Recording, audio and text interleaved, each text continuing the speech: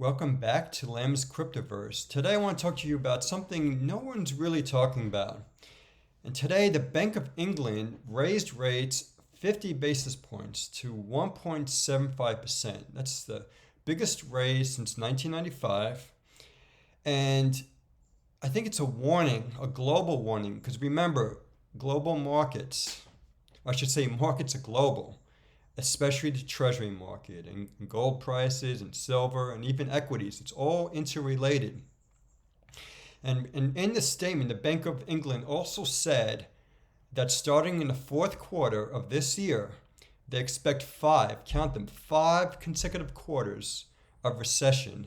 I mean, that's unbelievable. So here's what I want to ask you, because I'm not here to just read you the news. I'm here to make you think and see where that hockey puck is going. And what I think is this. If the Bank of England is saying we're going to have a big recession, how could we have a soft landing in the United States, right? Or Goldilocks economy?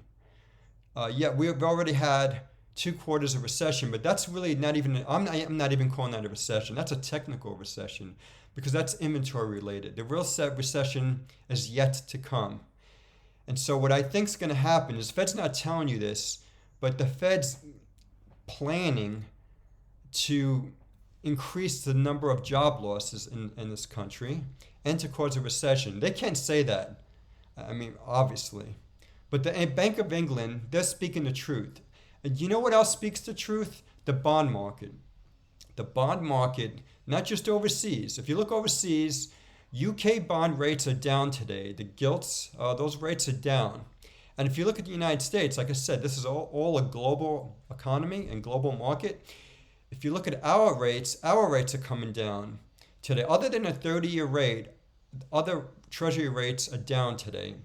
And the 210 spread that everybody looks at, that has widened even more. That's almost assuring that there's going to be a recession. But there have been cases where we've had an inversion and there has not been a recession. But I don't think this is the case because we're just in the beginning of this, or in the middle, I should say, of this regime of tighter liquidity. And the Fed's going to keep on tightening until it breaks several things, not just one thing, but hedge funds, the economy, the crypto market. It's going to break a lot of things. Remember, the Fed's looking at lagging indicators. They're looking at the inflation rate. They're not going to stop raising rates. They're not going to pivot until the inflation rate declines from about 8-9% down to 2%. I don't think that's going to happen. I think they're going to pivot before that because things are going to break. But that's what the Fed's saying.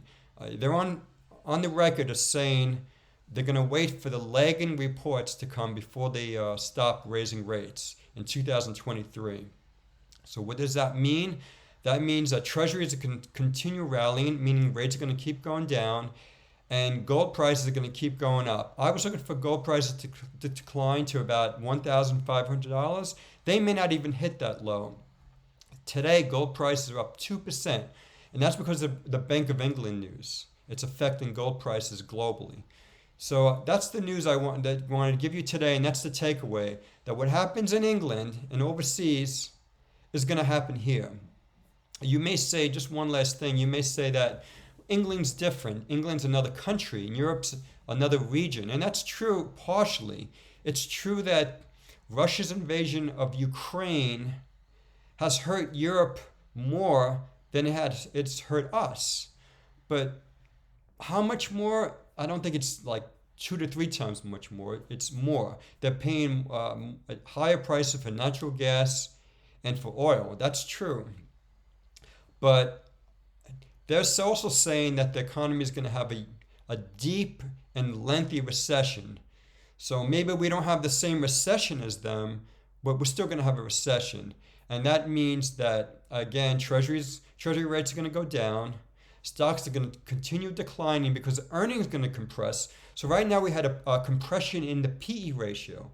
But later this year, starting September, we're going to see a compression in earnings estimates. And that's going to be the second leg down for US stocks. So as I said a few times, hold on because it's going to get scary. And thank you for listening for at the Lamb's Cryptoverse. And please subscribe and hit the like button.